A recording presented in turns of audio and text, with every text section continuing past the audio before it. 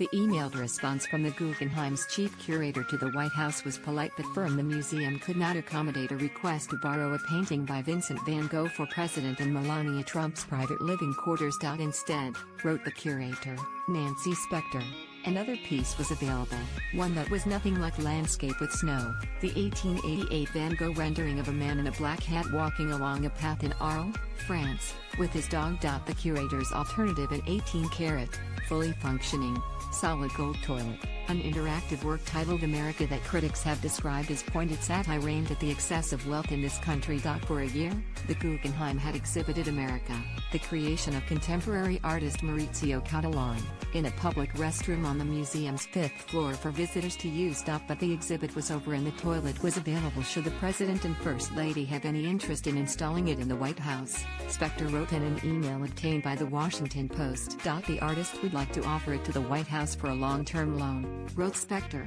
who has been critical of Trump. It is, of course, extremely valuable and somewhat fragile, but we would provide all the instructions for its installation and care. Sarah Eden, a Guggenheim spokeswoman, confirmed that Spector wrote the email September 15 to Donna Hayashi-Smith of the White House's Office of the Curator. Spector, who has worked in various capacities at the museum for 29 years, was unavailable to talk about her offer. Eaton said the White House did not respond to inquiries about the matter. Cattelan, reached by phone in New York, referred questions about the toilet to the Guggenheim, saying with a chuckle, "It's a very delicate subject." Asked to explain the meaning of his creation and why he offered it to the Trumps, he said, "What's the point of our life? Everything seems absurd until we die and then it makes sense." He declined to reveal the cost of the gold it took to create America, though it has been estimated to have been more than $1 million. "I don't want to be rude. I have to go," the artist said, before hanging up. It is common for presidents and first ladies to borrow major works of art to decorate the Oval Office, the First Family's residence and various rooms at the White House. The Smithsonian loaned the Kennedys' Eugene Delacroix painting, The Smoker.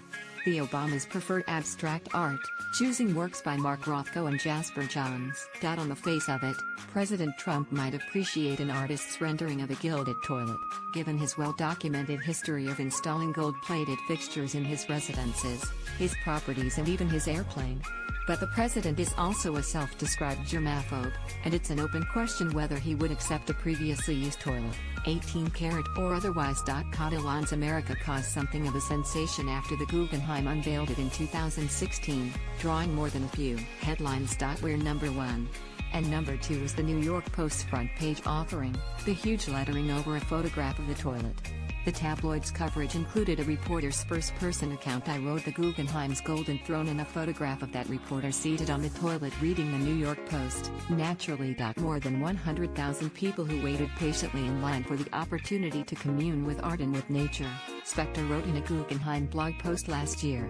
The museum posted a uniformed security guard outside the bathroom.